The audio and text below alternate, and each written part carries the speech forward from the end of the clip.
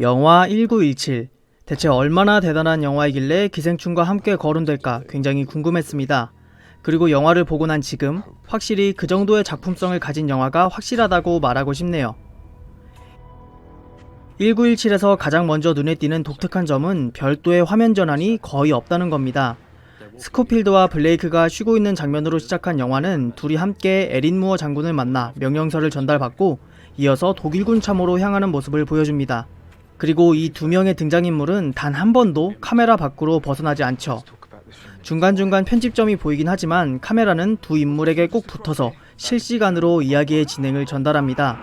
그리고 적절한 배경음악과 함께 인물의 시선과 비슷한 높이로 화면을 위치시켜서 1917은 총성 한 번 없이 초반부터 엄청난 몰입감을 보여줬습니다. 이렇게 1917에서 카메라는 계속해서 등장인물의 시선과 비슷한 높이를 유지하지만 종종 인물에서 거리를 두는 경우도 있었습니다.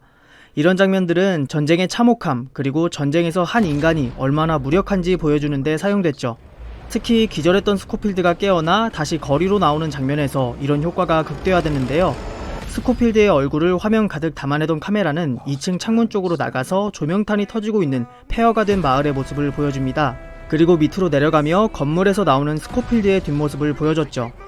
인물의 얼굴에서 시작해 높은 곳에서 전쟁의 참상을 보여주고 다시 인물의 뒷모습으로 내려오는 화면의 순서는 지금껏 계속해서 인물을 가깝게 보여줬던 장면들과 대비돼 전쟁이란 것이 얼마나 한 명의 사람을 무기력하게 하고 무가치하게 내모는지 보여줬습니다. 이 장면뿐만 아니라 스코필드가 데번셔 연대의 참호 속으로 들어가는 장면에서도 길게 늘어진 병사들의 행렬을 조금 높은 시점에서 보여줘 역시나 전쟁 속 개인의 무력함을 다시 한번 보여줬습니다. 영화 1917은 초반과 후반의 장면을 완벽하게 대비되도록 구성했습니다. 전쟁과 전혀 상관없는 듯 오히려 평화롭게 보이는 들판을 보여주며 시작했던 영화는 마찬가지로 화면 뒤에 있을 전쟁터와는 마치 다른 세계처럼 보이는 아름다운 들판을 보여주며 끝이 났습니다. 이런 완벽한 대비는 블레이크가 그 자리에 함께하지 못했다는 사실을 통해 전쟁의 무의미함을 강조하는 효과를 줬습니다. 영화의 배경이 되는 1차 세계대전은 참호의 전쟁이라 불릴 만큼 참호를 사이에 둔 끝없는 대치전의 양상을 보였습니다. 참호를 사이에 두고 계속해서 전투가 벌어졌고 전선은 그대로인 채 많은 병사들이 죽어갔습니다. 이런 참호전의 비극을 영화는 처음과 끝에 동일한 대비를 통해 보여준 것입니다. 블레이크가 스코필드와 함께 있지 못했듯 결국 사람만 희생될 뿐 변하는 것은 없다는 거죠. 더불어 아름다운 들판의 모습은 전쟁터의 끔찍한 모습을 더 부각시키는 역할을 했습니다. 영화의 후반부로 갈수록 스코필드의 장비들은 하나둘 사라지기 시작합니다.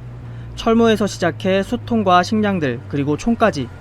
마침내 데본셔 연대의 참호에 도착했을 땐 몸에 걸친 건 군복뿐이었죠. 그런 그가 끝까지 잃어버리지 않고 가지고 있었던 건 명령서와 친구의 유품 그리고 가족과 연인의 사진이었습니다. 영화의 초반부 자신의 형이 속한 연대를 구하기 위해 임무에 적극적이었던 블레이크와 달리 스코필드는 최대한 안전하게 가자며 블레이크를 설득하려 했습니다. 그러나 함께 가던 블레이크가 죽음을 맞이하면서 스코필드에게 이 임무는 더 이상 명령이 아닌 친구의 마지막 유언이 돼버렸죠. 그리고 이런 스코필드의 동기 변화를 영화는 총이나 철모 등의 군인으로서의 장비가 점점 사라지는 것으로 보여줬습니다. 사실 영화의 스토리 자체는 크게 인상적인 느낌은 아니었습니다. 그러나 그런 스토리를 충분히 커버하고도 남을 만큼 영화의 연출력이 훌륭했어요. 마치 진짜로 전쟁터에 있는 것 같은 몰입감을 준 영화였습니다.